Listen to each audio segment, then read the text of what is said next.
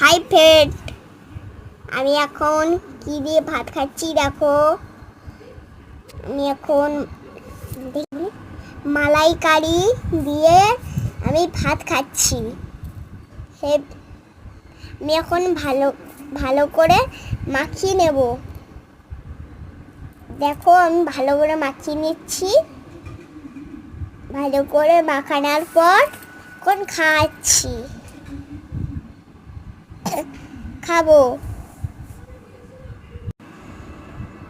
কি টেস্টি হয়েছে বন্ধুরা। আমার মাম্মাম কালারটা কেমন করেছে দেখো, খেলে শুধু অসাধারণ।